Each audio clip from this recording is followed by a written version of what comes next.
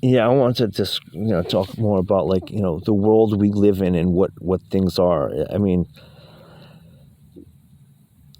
if you consider that you're in a synthetic creation, okay, so think of it, you're in a bean pod that's hooked up to a holographic, imager, something of that sort, and just to get a basic idea, and you think of like what's the golden bowl and the silver cord. This is along the same lines of that concept, okay? And how does that understanding derive from? That's from observation, people's observation of the natural world and living in it. They go, oh, there's more to it.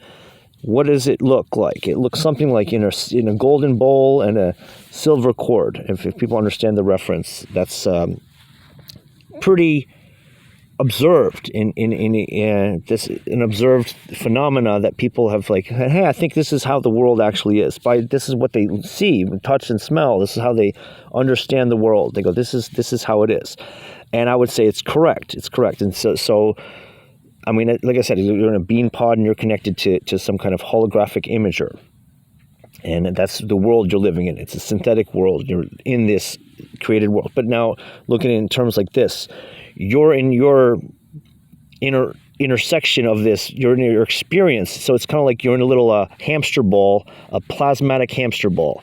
That's your world. You're jogging, you're moving, you're going to work, you're whatever you're doing, you're traveling the world in your hamster ball plasmatic, simulator. Okay, but when you're plasmatic simulators, you're encountering other people who are doing the same thing in this joint conduit. Okay, this imager is a lot of people are interacting in it, and that's the plasmatic. We call it plasma. Plasma is a generic word. It kind of means call it free ions is a meaning of plasma, or you look at plasma in the blood is plasma. I think they also call it like super hot. Any element that's super hot, I think is called a plasmatic state. I think that's I'm not even sure, but in a sense, we're talking about a medium that can be transformed into different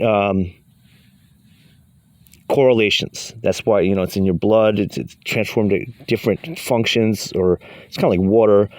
Even like I was going to say electricity, currency, water, even money, okay, power, money, power, currency, value.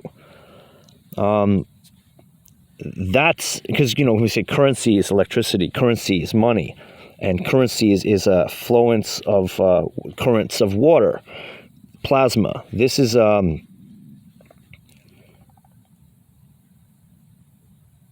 volative power, volition, voltage. There's viable substance, power. This is a conceptual. It's a conceptual reality. It's a conceptual value. It's a conceptual function. But I was going to say here three things. We have three witnesses. In the Bible, it describes three witnesses. And then when you talk about Bible, this is higher knowledge. This is science of science. It's like, no, it's just mythology and primitive nature. Okay, let's get back to the plasmatic hamster ball. That's high science, okay?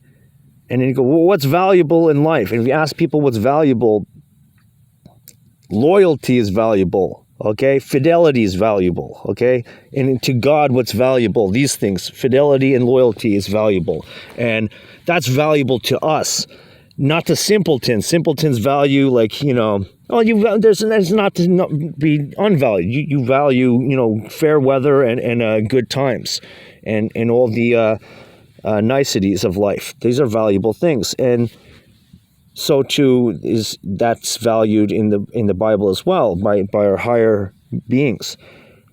But fidelity and loyalty, this is of the most valuable. And I think people in wisdom, they can say, yeah, family, good family, and you want fidelity and loyalty. This is of the best things, the best things in life. But now you look at the three witnesses. They call it the blood, the water, and the currency. Oops, I'm sorry. The conceptual value. Oops, I'm sorry. That's the Holy Spirit. There you go. Those are the three witnesses. It's the fidelity and loyalty of truth and personability. So that's your three witnesses.